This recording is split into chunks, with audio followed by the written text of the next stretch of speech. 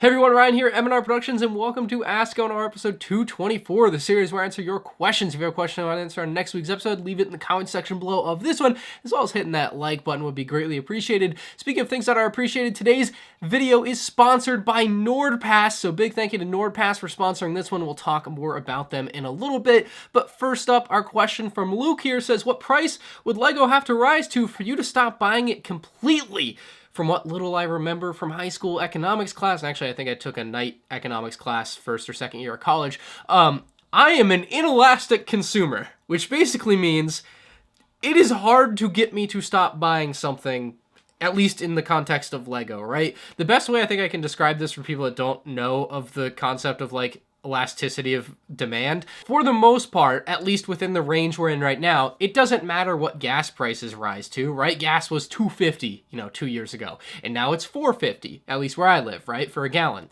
And that does not change how much gasoline I or most people buy. They're inelastic consumers. And the same generally holds true for me with LEGO. No matter how much the price goes up, at least within reason, it's probably not going to change my buying habits. And it's because I have already pushed well beyond where LEGO is going to be pushing with some of my purchases and what I do. It's for my end of things, it's a business expense too, and I have to have it to be able to make videos and content that people want to watch, that people find entertaining for whatever reason they, and obviously it's my job, so I have to buy things. So like, for example, I paid like $200 for this, right? Like, that is absurd on its face. But as a business expense and what I'm trying to do with my channel, like, I see it as a necessary evil, so to speak. And so, yes, I could have waited even a couple days and probably paid less, but, in August, it'll be available for $20. But as someone who is willing and able, and for what I want to do with my YouTube channel, going to spend extra money, I would spend the extra money on something like this. So if LEGO, let's say, doubled the prices of BrickHeads to $40, for something like this as their base retail price, I would still pay it. And I'd make my review video. I'd probably tell you as a general consumer not to pay for it. But like, for me, very inelastic demand. I think that's a lot different for a lot of people. And I know about this ahead of time, and I don't know if it'll be announced Tuesday when this episode's going live. I'm recording this Sunday night. But LEGO is about to raise prices across the board on their sets. And this is potentially a very bad thing for them. It could hurt sales. I don't think it's going to hurt sales that much. It very much depends on how much the prices go up, though, and I really can't properly explain it until they release all the information. Like, I want to make a video about it. I've already made the thumbnail for it. I'm just waiting for, like, the information on what sets are going up in price and how much they're going up.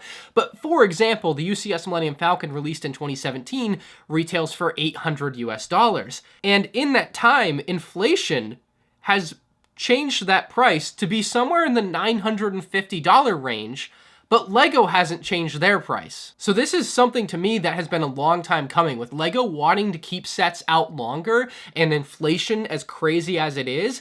They have to do something like this to be able to keep their profit margins, or in some cases potentially even be making a profit. Like with the UCS Falcon, inflation has cut to almost 20% off of what they were making when it originally released. Now, I think that LEGO sets typically in the past have been priced with inflation in mind, but again, with hyperinflation, hyperinflation is not the term to use, this is not the Zimbabwean dollar or whatever, but like with really relatively high inflation, and the fact that LEGO is keeping sets out longer than normal, I think that this raise in prices is somewhat warranted, as much as consumers are not going to like it. So we will see what the official info is on that, and I'll do a whole video about it when it happens. But yeah, what would it take me to stop buying LEGO?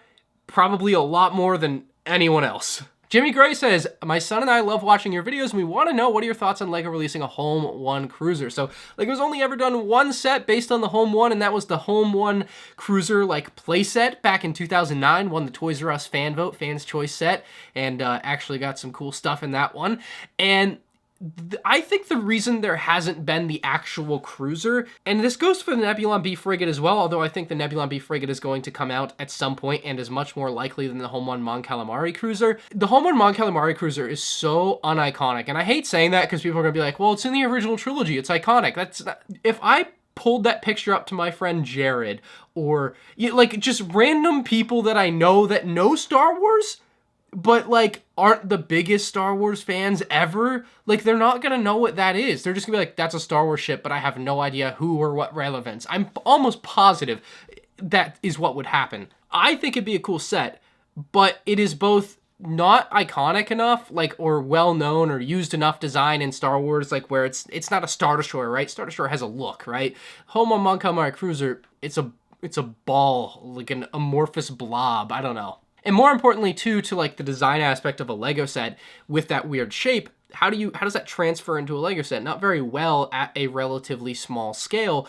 And that type of ship is not going to be made as like a, $500 UCS set. It's just unreasonable for something as not well known as a Home One cruiser. And I know that sounds crazy. It's original trilogy. It's part of it, but it's just not popular enough, I think. And that's where I land on it. I know it won a fans vote 10 years ago, 15 years ago, but times were different on the internet back then. So I don't know. We'll see, but it just not something that I think is very high on the list of things that are coming. Adam says, the new Lego Technic Ferrari includes a UCS style plaque, but has a print instead of a sticker. Do you think this is something we can see for upcoming Star Wars UCS sets?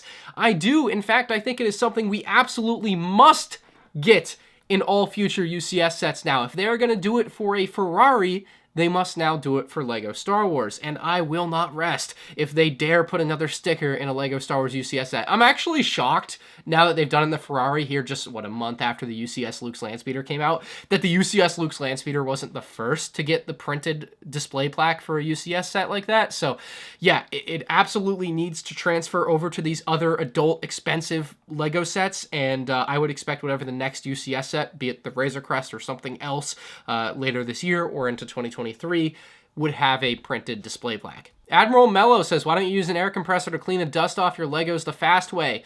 Well, so when you blow dust off your Lego and into the air, it must then come back onto your Lego and onto your shelves. So the only good way of removing dust is to actually pick it up, and unfortunately that is not the fast way. True Moore says, when do you think the Lego online shop is going to restock the Clone Command Station in the United States, and I'm assuming other countries too? The last time it was restocked was March 27th, and I still haven't been able to get any of them.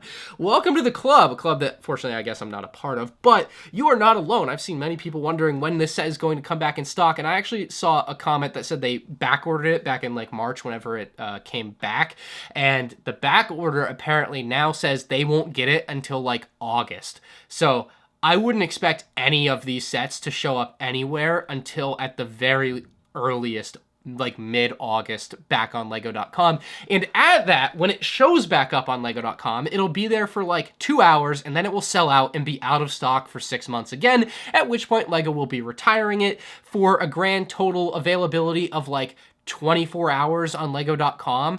Like, that is how this set is going to go, and it is so tragic that so many people are not going to be able to get it. So I hope that I'm wrong, but, that's the way I see it happening. Something I know I'm not wrong about, though, is today's sponsor, NordPass. NordPass is a simple and easy-to-use cybersecurity tool that helps keep your passwords and accounts secure. It works to protect your accounts such as Amazon and Google so that credit cards and addresses are protected from hackers, giving you peace of mind online.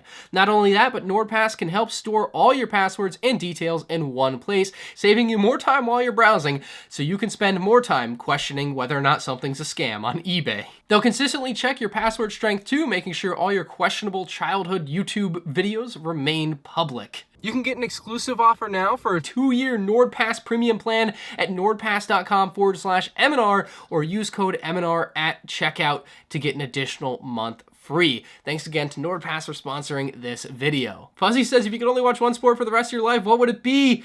It would have to be basketball, because the pain of losing basketball games really makes me know that I'm alive.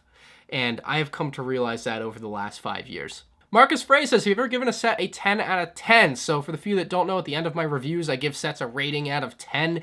It is not necessarily a scientific rating. It's just to kind of give you an idea or a vibe of how I'm feeling on a set at a really basic level near the end. And Ultimately, no. I don't think I've given a set a 10 out of 10 yet. I've said, I think I've said things like it's as close to a 10 out of 10 as you'll get. But I think the interesting thing that Dave from Barstool Sports brought up from reviewing pizzas is if you give a pizza a 10, what happens if you have a better pizza?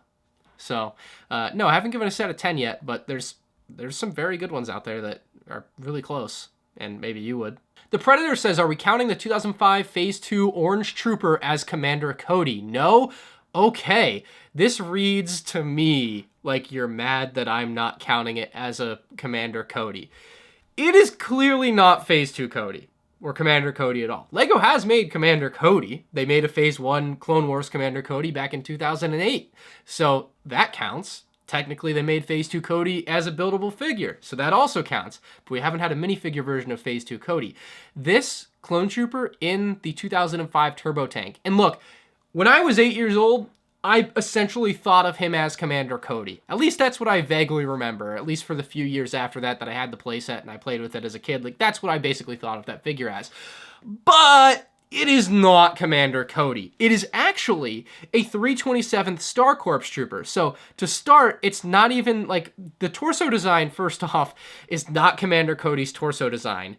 And then it's not even a 212th Trooper torso design. It's a 327th Trooper design. And then it's just given an orange pauldron. So it's a yellow color. And Commander Cody uses orange, right? Yellow instead of orange. Although, to be fair, LEGO Star Wars designers at the time probably thought, this doubles as a Phase 2 Commander Cody, and they probably just thought everyone would be fine for it. I'm joking about that part, for the record.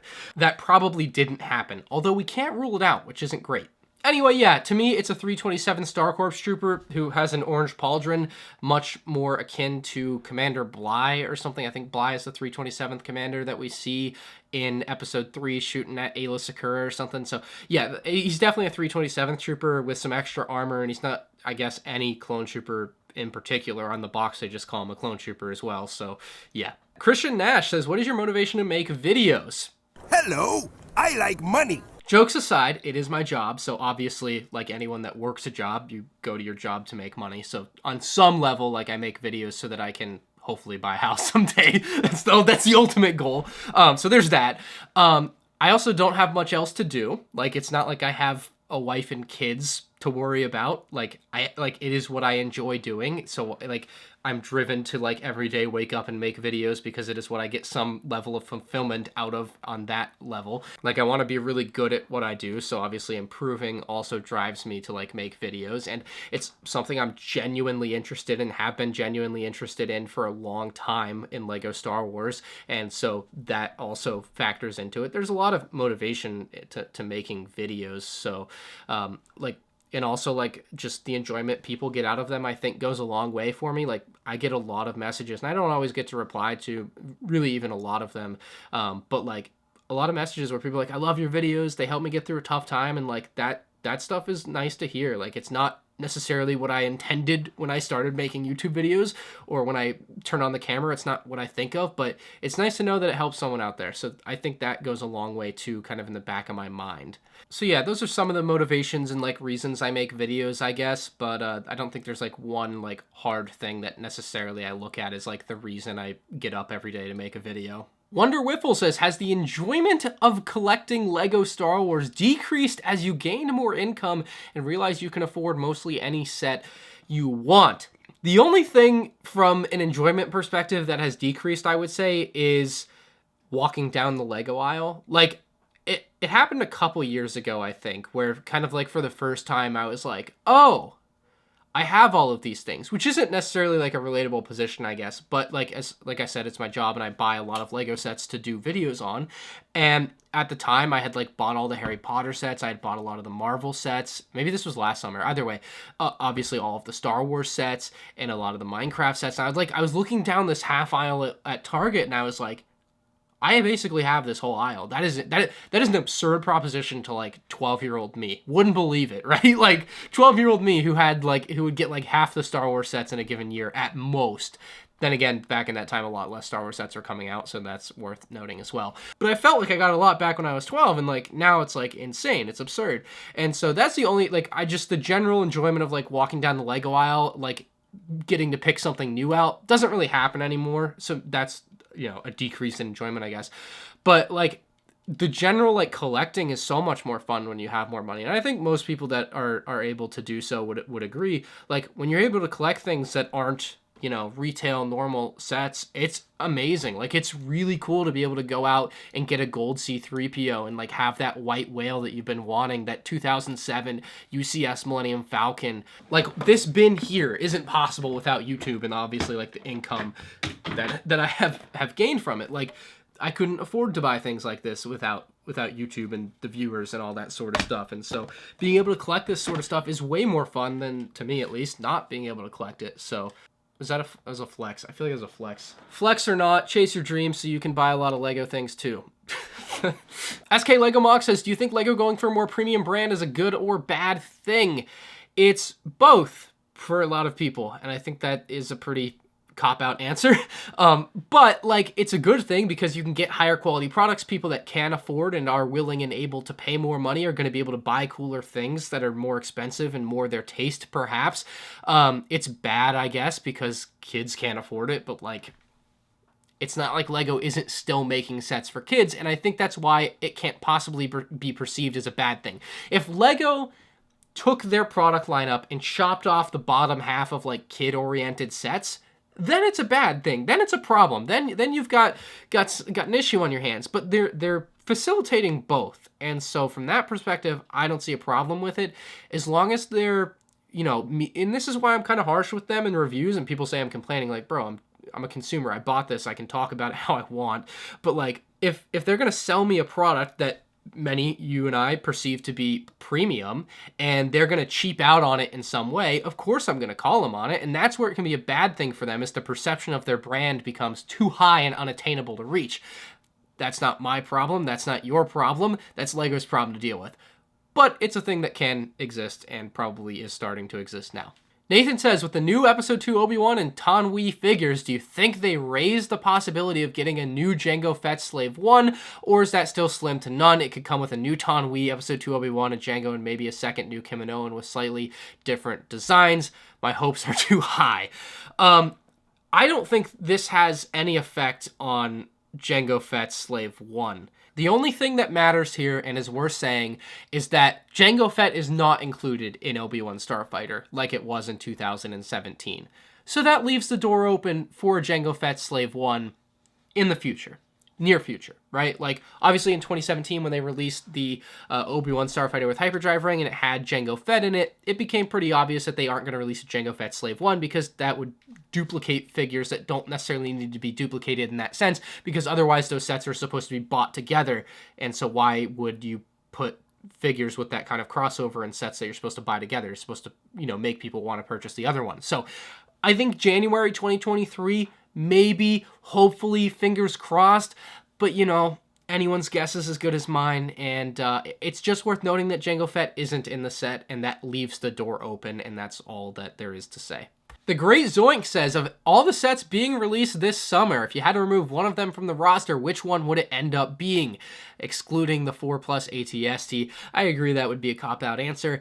This is a tough one, and that means it's a good year. Sometimes when I go to do my worst to first videos, I get into like the, putting things in order mode, and sometimes I get to a clump of like 10 sets at the end where I'm like, I honestly can't just pick one to put at the bottom as the worst set of the year. Like, this is a good year, and that's how you know it's a good year or a good wave.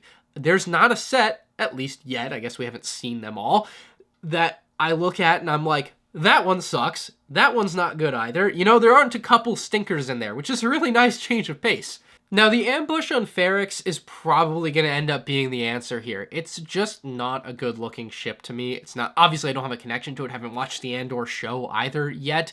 The Inquisitor Scythe and Obi-Wan's Kenobi's sets, they're just too good. And even though I don't have a real connection to BD1, it looks like a really cool buildable character, and I know it's something a lot of people have been very excited for, so I don't even want to pick that. So I kind of look at the ambush on Ferrix as the disposable set here, but even that one's not necessarily bad. It's just that the source material doesn't lend itself to a very good Lego set, I think, because the ship looks like it accurately represents the ship we see in the trailer. I just don't like it. So yeah, it's weird, but that would probably be the one, at least as of now, that I would take out of the lineup and replaced with a Jango Fett Slave 1. Armando, keeping our streets clean, says, I work for security in a store, and one of my jobs is to make sure our Lego isn't stolen. So my question is, how do you feel about people who walk into stores thinking they can get away with hundreds of thousands of dollars in Lego? Theft is bad, and these people stink. Pretty straightforward. It's kind of sad that, you know, people have to steal to get by, or try to, I guess some people aren't just stealing to get by. They have criminal enterprises. But I mean, yeah, it's obviously something that hits close to home. People steal all sorts of things. It's not like Lego is the only thing that's ever stolen in large quantities like this.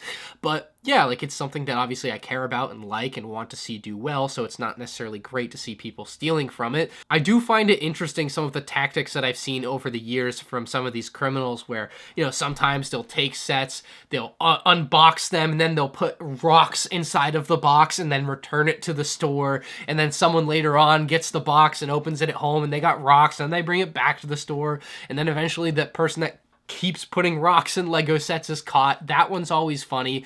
I remember at my Walmart about 10 years ago, on the bottom where their barcode is, it was a big problem at the time. I haven't really seen it since, not even like in the news, like where people were changing out barcodes, or they'd have stickers of barcodes that they'd pop on the bottom of boxes for cheaper items. So they would put like a $5 barcode on a $20 barcode set, and then go to the checkout, and then you just scan it and it'd be $5, and no one says anything, obviously, because they don't know any better. They're just a cashier working at Walmart. They don't know all the products and how much they cost. So that sort of stuff always kind of fascinated me. But yeah, how do I feel about the people? They're scumbags. They belong in jail. That's pretty straightforward. But unfortunately, that's not something that I think is ever going to stop. Just generally, theft at stores is what it is. Sariano says, what do you think Lego Star Wars builds will look like in 10 years? Do you think they'll be more play featured, more realistic, more stickers, smaller, etc.?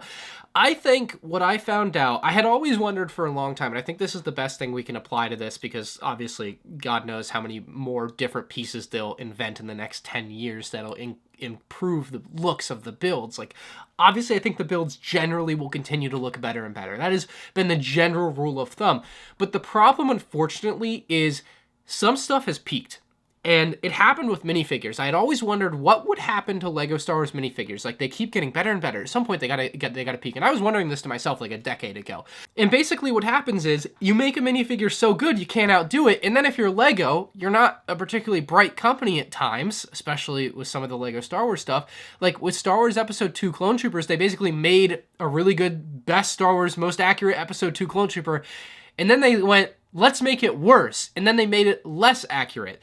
And so I think we've seen that happen with sets like the AAT and the Republic Fighter Tank. And we're going to see it continue to happen, especially in that price range where they go from a set that previously they sold that maybe would cost $100 today. And now they want to do it for half that price, which means they obviously have to make it smaller, of course, no problem with that. But unfortunately, sometimes the pieces just aren't there to make it look as good as it should or proportionally proper. And you end up with some pretty wonky builds. And so I wouldn't be surprised if wonky builds become a little bit more common over the next 10 years.